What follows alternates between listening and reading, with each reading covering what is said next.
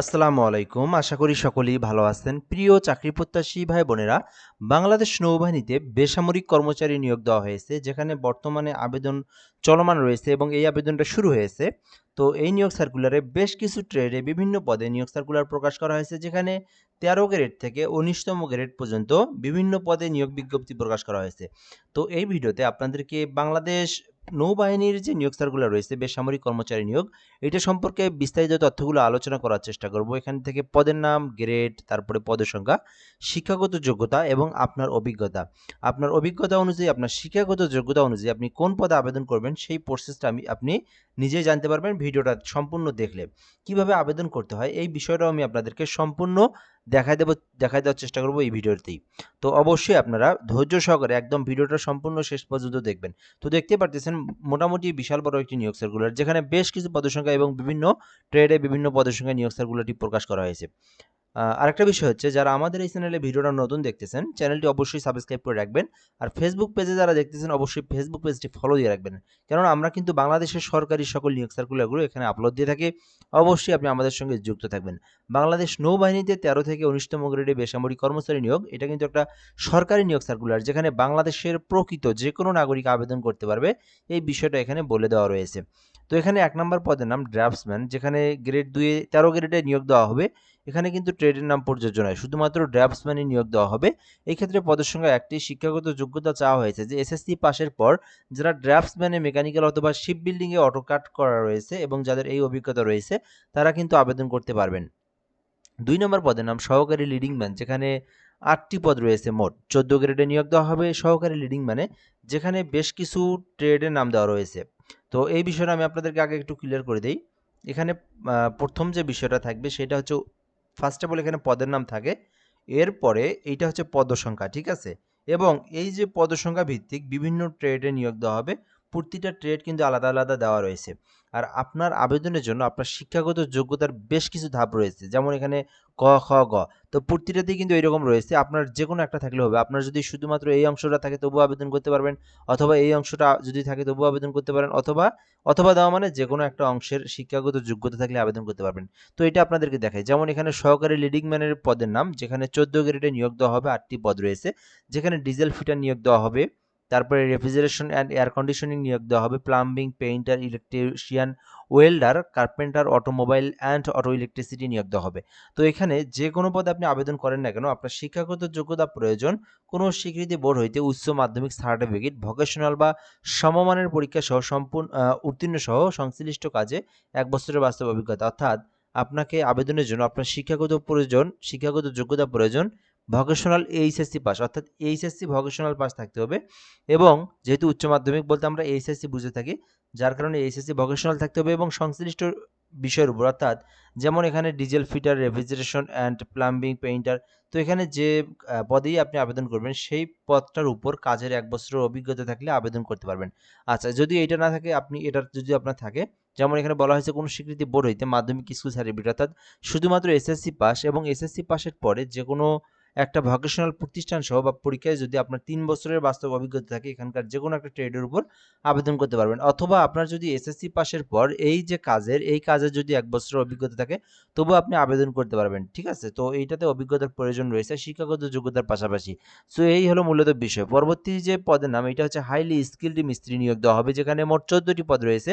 শিক্ষাগত যোগ্যতা চাওয়া হয়েছে যে এখানে ট্রেডের নাম দেওয়া রয়েছে, যেমন diesel fitter, CNG machine operator, welder, plater, painter, tailor, electrician, mechanical fitter, electronics, computer mechanic, automobile and auto electricity. তো এখানে বেশ কিছু নিয়োগ, এখানে ১৪ গ্রেডের বেশ কিছু পদের সংখ্যা রয়েছে।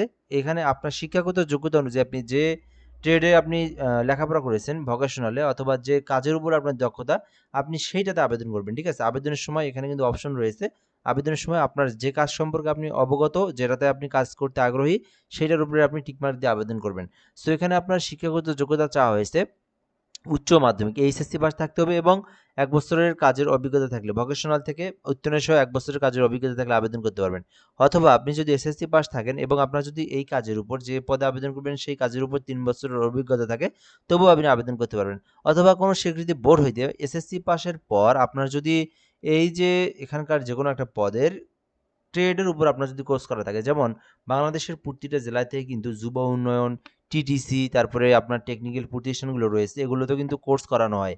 6 মাস, 1 বছর মেয়াদী কোর্স করানো হয়। তো এখানকার যেকোনো পদের যদি 1 বছর মেয়াদী কোর্স করে থাকেন, তবুও কিন্তু আপনি আবেদন করতে পারবেন।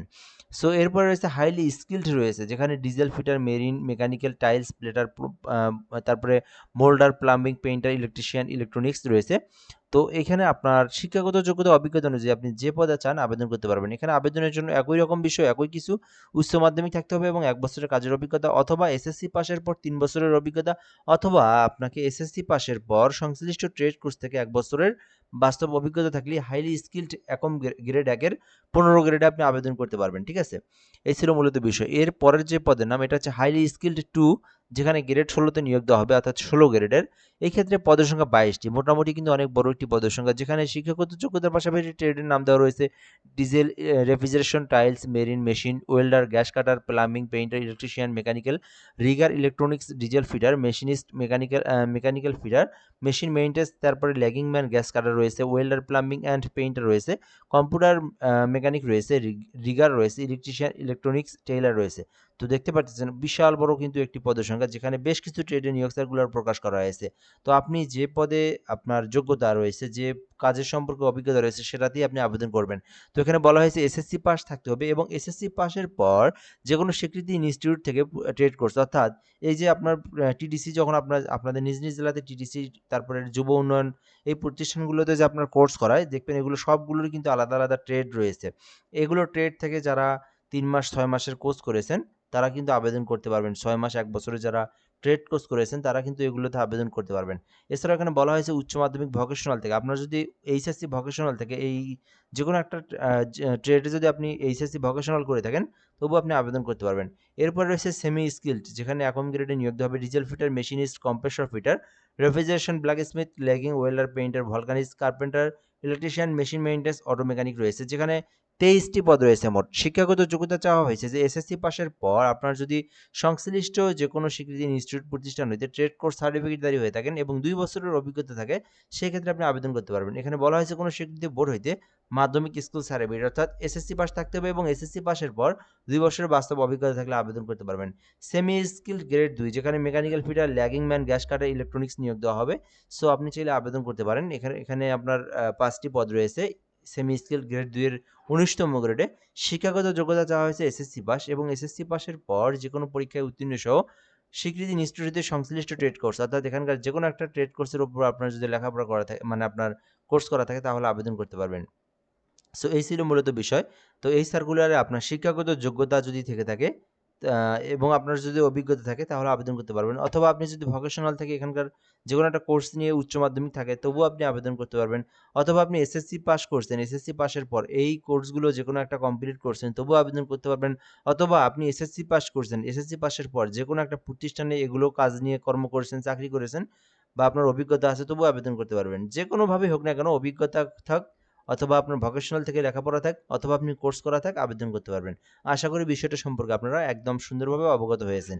তো আবেদন করতে আপনার বয়সটা কিন্তু 18 থেকে 32 এর মধ্যে থাকতে হবে। এরপরে দেওয়া রয়েছে এখানে শিক্ষাগত যোগ্যতার এরপরে দেওয়া রয়েছে আবেদনের পদ্ধতি যেটা। তো আপনারা যারা নিজেরা আবেদন করতে চান, আমি এখান থেকে আপনাদেরকে লিঙ্ক যেটা রয়েছে আবেদনের একটু জুম করে দিচ্ছি, bndcpteletalk.com.bd। bndcpteletalk.com.bd এই ওয়েবসাইটে প্রবেশ করে আপনার সকল পার্সোনাল তথ্য, ঠিকানার তথ্য, এডুকেশনাল কোয়ালিফিকেশন, অর্থাৎ শিক্ষাগত যোগ্যতার তথ্য, এগুলো পূরণ করে আপনার আবেদনটা সম্পূর্ণ করতে হবে। তো আবেদনটা সাবমিট দেওয়ার পর আপনাকে কিন্তু সরকারি ফি জমা দিতে হবে। এর মধ্যে এখানে একটা বিষয় বলে দেওয়া রয়েছে, এই আবেদনটা কিন্তু 6 মে পর্যন্ত চলমান থাকবে। বর্তমানে আবেদনটা চলমান রয়েছে। 13 এপ্রিল থেকে যেহেতু আবেদনটা শুরু হয়েছে, বর্তমানে আবেদনটা চলমান রয়েছে।